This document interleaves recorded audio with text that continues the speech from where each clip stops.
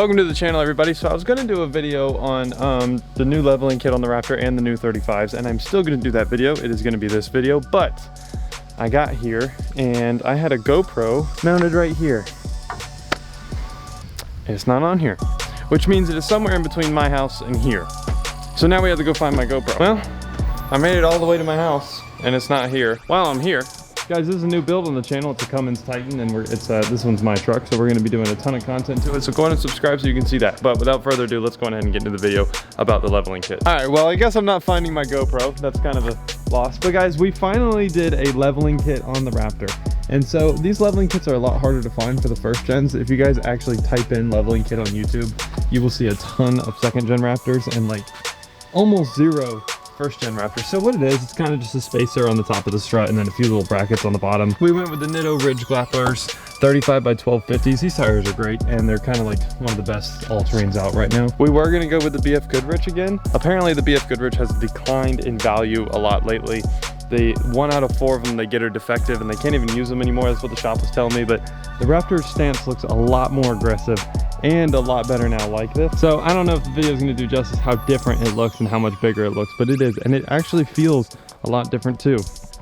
When driving it, it feels more like a lifted truck. Some leveled trucks kind of feel stock and stuff. This thing does feel lifted now, and the tires that fit under there look worlds better. So another thing, guys, I got a comment on one of my videos from one of the Titan videos where I did the 6-inch lift on the Titan, and the comment said parts list please. So I thought to myself, what if I did a parts list vehicle on every single vehicle on the channels? First, before I show you guys the parts list in this truck, I want to show you where I'm at exactly.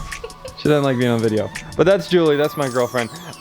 This is her house and this is her family's house and stuff. They have this massive shop, as you can tell, with a lot of cool stuff in it, like 4-wheelers and dirt bikes and a massive Polaris over there. And so it's got a ton of cool stuff. And then one thing that they have is pretty cool is a fully race-built Miata, and it's actually her dad's.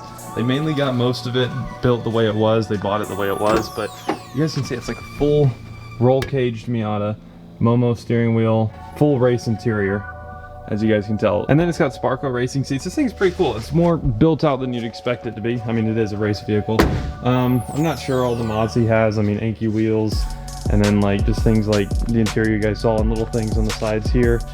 Toe straps. I'm not sure if there's many engine mods, but it is just kind of cool that they have this. He has his racing license, so he goes out and tracks it all the time. And then the vehicle that would be right here would be his daily driver, which is a Range Rover SVR. Just happens to not be here today, but maybe one day I'll get a video of that for you guys. They have a ton of cool stuff here. I remember the first time I ever came here, I'm like, where am I? This is insane. They got a full lift in here.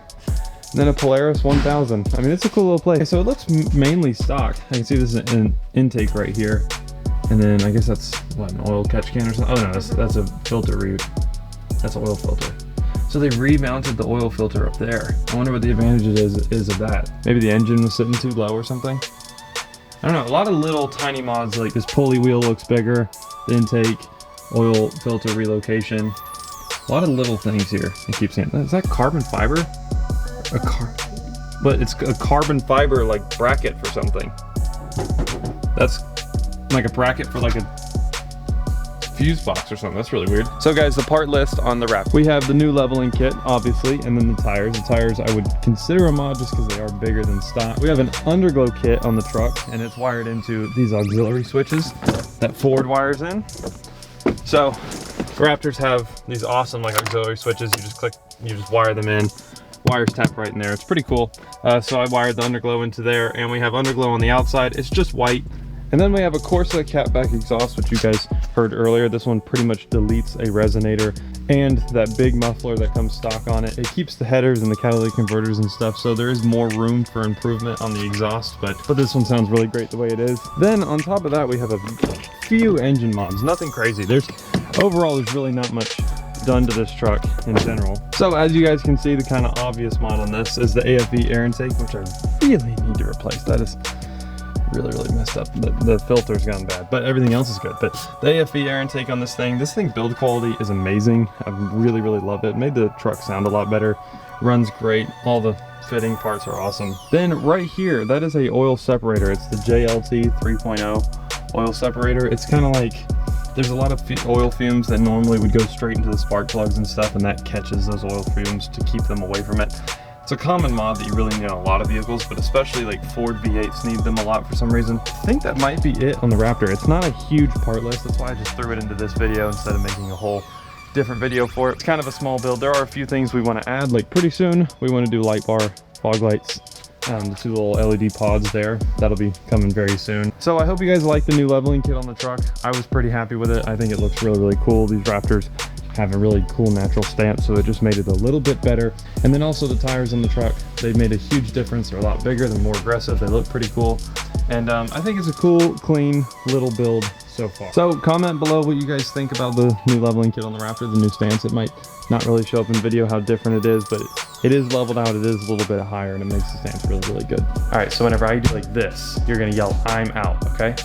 Ready? All right, so thanks for stopping in the channel. Go and subscribe, hit the notification bell, browse the rest of the videos, and